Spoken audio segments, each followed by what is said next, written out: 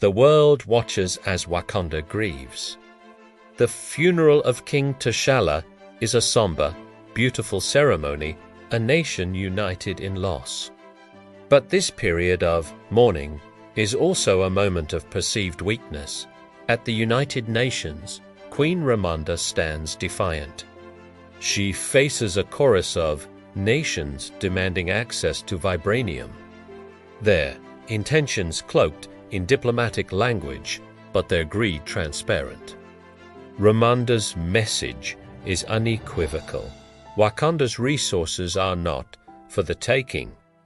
She reveals a captured special ops team, a stark warning that Wakanda will not be bullied. The world wants their power, but they will not have it. While Wakanda deals with pressure from the surface world, a new power emerges from the depths. A mysterious figure appears before Queen Ramonda and Princess Shuri, seemingly out of nowhere. He is Nama, the feathered serpent god, the leader of the hidden underwater kingdom of Talokan. For centuries, his people have lived in secrecy, their existence protected by the vast ocean. But now, the surface world's insatiable hunt for vibranium threatens to expose them. Nama brings a warning and an ultimatum. Find the scientist responsible for a machine that can detect vibranium, or he will wage war on the surface, starting with Wakanda. The Simon 6 next is a brilliant young mind. Harry Williams stood met Mark. A vibranium-detecting machine she designed as a class project has been built and deployed by the CIA. While they search a remote patch of the Atlantic Ocean, they find more than they bargained for. Two of Nama's warriors, Atuma and Namora, emerge from the water. Their speed, strength, and unique abilities are overwhelming. The CIA agents are swiftly dispatched. Shuri and Okoye arrive to extract Riri, but they too are ambushed. In the ensuing chaos, Shuri and Riri are captured and taken to the breathtaking, sunlit underwater city of Talokan. In Talokan, Nama shows Shuri his world, explaining his people's history and his deep-seated distrust of the surface. He tries to forge an alliance, to convince Shuri that their true enemy is the world above. But his methods are brutal, and Shuri sees only a threat. Meanwhile, Nokia, who has been living in Haiti since the snap, is called back by Queen Ramonda to rescue the princess. In a daring infiltration, Nokia succeeds, but not without cost. One of Namer's people is killed during the escape, an act that solidifies his rage. He promises retribution. He promises war. Namer's vengeance is swift and devastating. The alarms blare across Wakanda as the waters of the river surrounding the Golden City begin to churn. Talokanil warriors surge forth, their hydro bombs and sonic attacks creating chaos. Nama himself leads the assault, a force of nature with winged ankles that allow him to fly. He breaches the throne room, and in a heart-wrenching confrontation, Queen Ramonda sacrifices herself to save Riri, drowning as the chamber floods.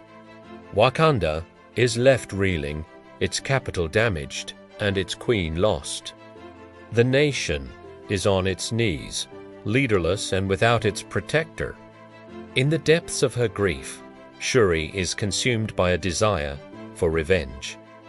She remembers the stories of the heart-shaped herb destroyed by Killmonger. Driven by a desperate hope, she uses her scientific genius and a piece of a bracelet given to her by Nama, which contains traces of the vibranium mutated plant that gives his people their power to synthetically recreate the herb. She performs the ritual, ingesting the new herb and entering the ancestral plane. But instead of seeing her mother or brother, she is met by the specter of Killmonger. He fuels her anger, urging her to be a ruthless leader, to embrace vengeance. Shuri rejects his path, but is forever changed. She awakens with enhanced strength, speed, and agility. The power of the Black Panther flows through her veins. With the help of the Jabari tribe and their advanced technology, she forges a new suit, sleek and powerful, a blend of tradition and innovation.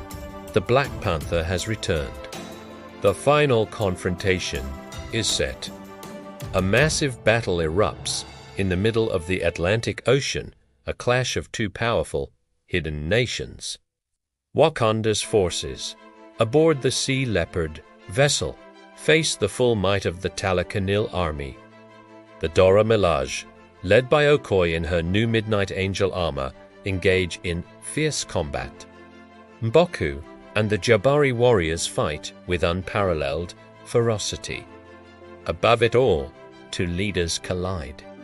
Shuri, as the new Black Panther, engages Nama in a brutal aerial and hand-to-hand fight. She uses her intellect, her technology, and her newfound power to exploit Nama's weakness, dehydration.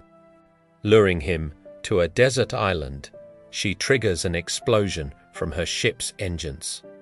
Drying him out and weakening him significantly, with Nama weakened, Shuri has him at her mercy. The ghost of Killmonger whispers in her ear, urging her to strike the final blow, to claim her revenge. But as she raises her weapon, she sees her mother, Queen Hammond, Ramaishi, reminding her to show him who they are. In tat moment, she spares Nama's life, understanding that killing him would only ignite an eternal war that would consume both their peoples. She proposes an alliance, a pact to protect each other from a world that would exploit them both. Nama, defeated but respecting her strength and wisdom, agrees. Though he admits to his people that he yielded, he knows this alliance makes Talakan stronger than ever. Back in Wakanda, the nation begins to heal. M'Baku accepts his role on the council. And Shuri finally allows herself to grieve, finding peace in a quiet ceremony in Haiti. The film ends with a revelation. Nakia and T'Challa had a son, Toussaint, who carries on his father's legacy. Wakanda has faced its darkest hour, but with a new Black Panther to protect it and a new heir to the throne. Its future, though uncertain, is filled with hope. Thanks for watching. If you enjoyed this deep dive, don't forget to like, subscribe, and hit that notification bell for more content. See you next time.